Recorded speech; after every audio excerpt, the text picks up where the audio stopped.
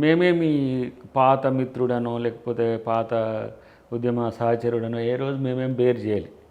But తాను పవర్లో ఉన్నప్పుడు చాలా చేయొచ్చు, చాలా తీవ్రంగా కూడా స్పందించవచ్చు కొందరు విషయంలో ఉన్నా. నన్ను మాత్రం ఈ మురళీ ముదిరాజ్ కేసు ఉంది కదా, ఆత్మహత్య చేసుకున్నప్పుడు అప్పుడు అన్వాంటెడ్గా ఇమ్మీడియట్గా అప్పటి నుంచి అప్పుడే పోలీస్ స్టేషన్ తీసుకుపోయి జైల్లో. అసలు నాకు కిరణ్ కుమార్ రెడ్డి గారు ఉన్న, రోషయ్య గారు ఉన్న, రాజన్న అంటే రాజశేఖర రెడ్డి గారు ఉన్న, ఎప్పుడైనా మా పట్ల మూమెంట్ అంటే ఒక సాఫ్ట్ కార్నర్ ఉంటుండే. ఓకే. సో తన పగ అప్పుడు తెలిసింది నాకు. ఒక 7 కేసెస్, దేశద్రోహము, ప్రభుత్వాస్తుల ధ్వంసము, ఏమేమో పెట్టారో పిచ్చోళ్ళారు, ఇదేందిరా. నేను ఒక మురళీ ముదిరాజ్ అనే తమ్ముడు శ్రీకాంతాచారి చనిపోయిన రోజు సూసైడ్ చేసుకున్నాడు. అది కొంత ఎందుకో కనెక్ట్ అయింది మూమెంట్. ఎంత కాంగ్రెస్లో ఉన్న నేను మూమెంట్ లీడర్, తర్వాత ఉస్మానియా పిహెచ్డి స్టూడెంట్ అప్పుడు కాబట్టి అందరూ పోవాల్సిన పరిస్థితి వచ్చిండే. కానీ ఇక మేము పోయిన కాంచి అక్కడి నుంచి కొంచెం సీరియస్గా చేసిండ్రు. బట్ ఏమైనా కూడా రాజకీయాలు ఇవన్నీ తప్పవు కదా, రాజకీయాల్లో ఇంకా అరెస్టులు అయితే 100. అంటే కరెక్టే, ఇవన్నీ ఉంటాయి, ప్రతి రాజకీయ పార్టీలో కూడా ఉంటాయి. కానీ పక్క పార్టీ నుంచి వచ్చిన వాళ్ళకేమో మంచి పెద్దపీట వేస్తారు, పార్టీలో ఉన్న డౌన్ ట్రెండ్ నుంచి వచ్చిన కార్యకర్తలను ఏమో పట్టించుకోకుండా పార్టీని అట్లాగే వాళ్ళని అట్లాగే వదిలేస్తున్నారు. సరే ఎవరేమో కిషోర్ భాయ్, నేనైతే మీకు తెలుసు ఒక లెజెండరీ మూమెంట్ నుంచి కోర్స్ ఆన్ దట్ డే ఒక ఏమంటే ఛాంపియన్ టైప్ లీడర్షిప్ ఉండి నేను ఇప్పుడు కాంగ్రెస్ కార్యకర్త అయినా. బట్ ఐఎమ్ ప్రౌడ్, ఎందుకంటే నేను ఎంతో అంటే రాజకీయంగా ఎంతో కాంగ్రెస్ పార్టీతో నేర్చుకున్నా. Course some times aggressive, some times cool, ఏది ఇది అని అది పక్కన పెడితే కాంగ్రెస్ కోణం నుంచి సమాజాన్ని అర్థం చేసుకోవడం నా వల్ల నాకు కాంగ్రెస్ వల్ల చాలా గొప్ప మేలు జరిగింది. 2 times కంటెస్ట్ చేసినాం, ఒకసారి ఓడిపోయినాం, ఒకసారి గెలిచి ఓడినాం, ఈసారి టికెట్ రాకున్నా గెలిచినంత వచ్చింది, క్రెడిబిలిటీ ఉంది. బట్ ఇప్పుడు కామన్ కార్యకర్త ఎట్లా ఉన్నాడో అట్లా ఉన్నా నేను. బట్ ఎంత ప్రౌడిష్గా ఉంటుంది అని అంటే ఒక పార్టీని పవర్లోకి తేవడానికి నాది కొంత శాతం ఉండడంతో పాటు పదవుల కోసమే కాకుండా పార్టీ కొరకు నిలబడే ఒక స్థిరమైన ఏమంటారు ఒక మిత్రుడు అనేది స్థితప్రజ్ఞత ఉన్న నాయకుడిగా అయిందనేది అది నేను దానికి ఒప్పుకోను. ఎందుకనంటే ఇప్పుడు ఇంటిమసీ దయాకర్ గారితో నాకున్న ఇంటిమసీ ఏంటంటే ఎప్పుడు ఏ టైంలో ఎలా మాట్లాడాలో దానికి తగ్గట్టుగా మాట్లాడే వ్యక్తిత్వం దయాకర్. పార్టీ ఎలా ఉన్నా, ఏ పొజిషన్లో ఉన్నా కూడా ఎదుటి వాళ్ళని ధీటుగా ఎదుర్కోవాలన్న ఒకే ఒక్క కాంక్ష ఉంటుంది, ఒకే ఒక్క కాంక్ష ఉంటుంది.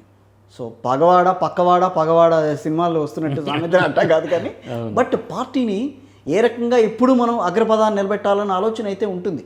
కానీ ఇక్కడ ఏమవుతుందనంటే సో అలాంటి వాళ్ళని ఎక్కడా కూడా పరిగణలోకి తీసుకొని పరిస్థితి ఇప్పటికీ కూడా అదే కదా. మ్యాక్సిమం ఒక 45 to 50% అకామిడేట్ అయ్యిండ్రు పార్టీ కొరకు సీరియస్గా పనిచేసేళ్ళు చాలా వరకు. అంటే క్షేత్రస్థాయి నుంచి చూస్తే ఏ లెవెల్లో వాళ్ళు అక్కడ ఫిలప్ కావాల్సిన అవసరం ఉంటుంది. ఇప్పుడు నేను మీకు రోజు మీడియాలో ఉంటా కాబట్టి నేనేం కాకపోవడం వల్ల నేనే పెద్ద ప్రశ్న అవుతున్నాను, అంతే కదా. దీనివల్ల ఏమవుతుంది, పార్టీకి ఒకంత ఇబ్బంది అవుతున్నది, నాయకులకు కూడా సమస్య అవుతున్నది.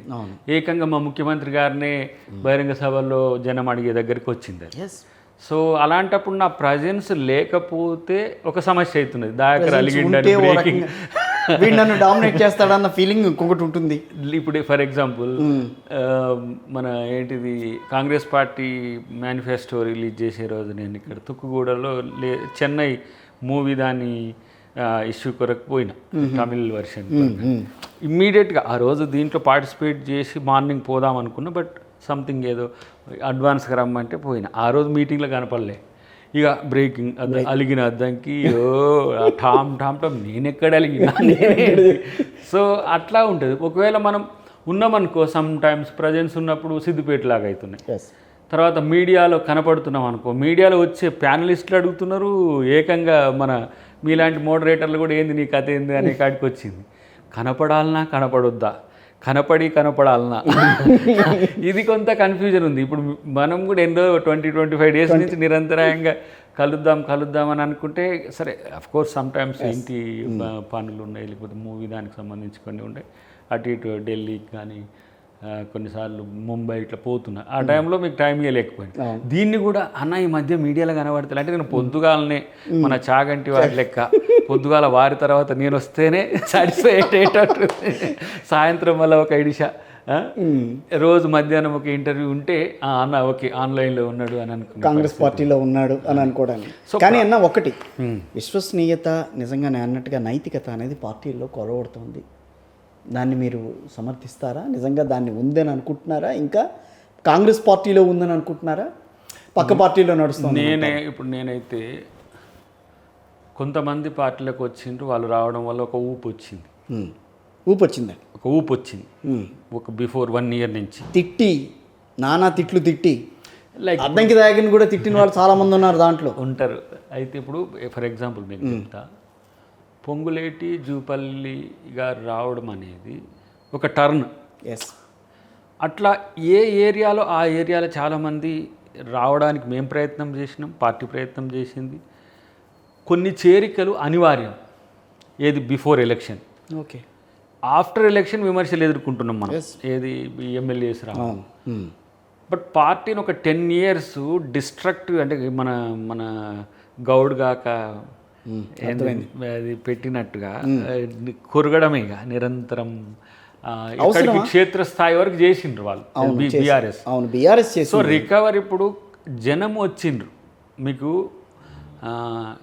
18 seats నుంచి 64 seats వచ్చినాయి అంటే జనం షిఫ్ట్ అయిండ్రు. ఎస్, కరెక్టే.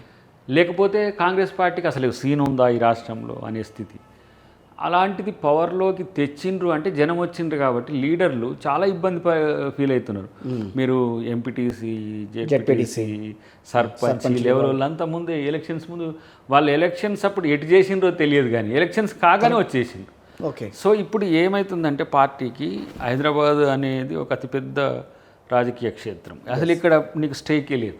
ఎస్, మీరు అన్నట్టుగా దానం గారు రావడం కానీ, లేకపోతే కేకే గారు రావడం కానీ, ఇంకా కొంతమంది రెడీగా ఉన్నారు.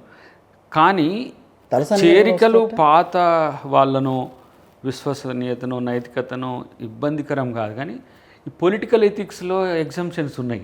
అవును, ఈ వ్యక్తిగత ఎథిక్స్ డిఫరెంట్ ఉన్నది, పొలిటికల్ ఎథిక్స్లో కొంత చేంజెస్ ఉన్నాయి. అంటే లాంగ్ స్టాండింగ్ ఆలోచించుకుని మీరు పార్టీల నుంచి ఆపరేషన్ ఆకర్ష్ కానీ లేకపోతే ఘర్ వాపసీ లాంటివి తీసుకొస్తున్నారా? లేకపోతే అలా కాదు, వాళ్ళకు కూడా అకామిడేట్ చేయాల్సిన అవసరం, వాళ్ళంతా పాత కాపులే, కాంగ్రెస్ వాళ్ళే, వాళ్ళు కూడా వెళ్ళిన వాళ్ళంతా కొత్త వాళ్ళేం కాదు కదా, మీరు అట్లా సమర్థించుకుంటారా? ఇప్పుడు నా మటుకు వచ్చినప్పుడు నేను అనుకుంటా, పార్టీ ఒకరితో మాత్రమే నడవదు, ఒకరితో మాత్రమే ఉండదు. It's a process. Number of leaders వస్తారు పోతారు. ఒకరు వచ్చిండ్రు కాబట్టి మాత్రమే వచ్చింది, ఒకరు పోయిండ్రుగా మాత్రమే పోయింది అనేది ఉండదు. ఇది ప్రజలతో నిర్దేశితమయ్యేది. పవర్ వచ్చినప్పుడు అందరూ ఈగల్లాగా వస్తుంటారు.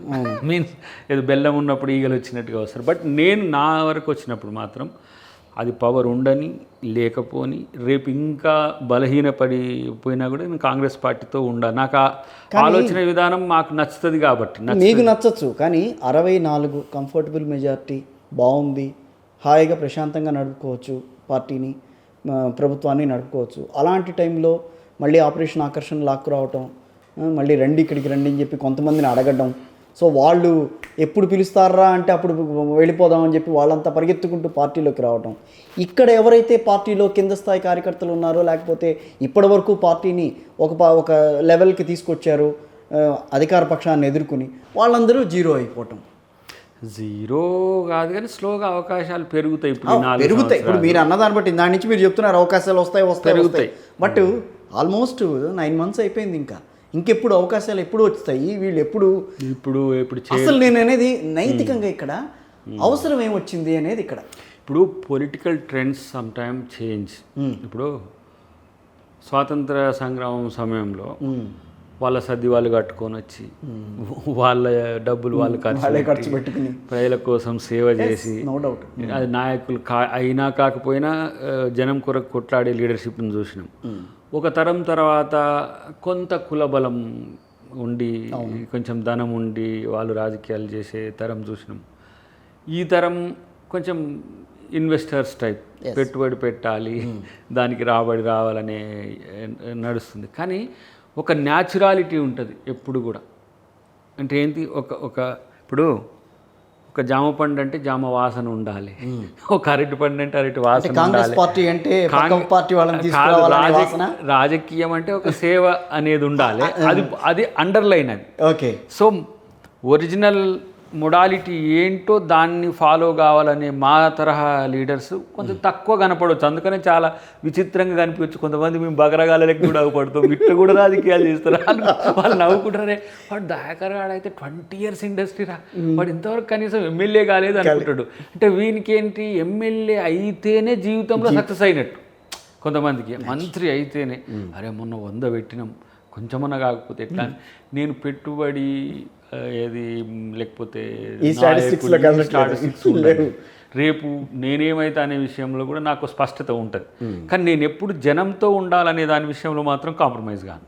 నిజంగా ఉన్నారా జనంతో? ఎప్పుడు ఉంటూనే ఉంటాయి కదా. ఇప్పుడు ఇప్పుడు కాంగ్రెస్ పార్టీకి సంబంధించిన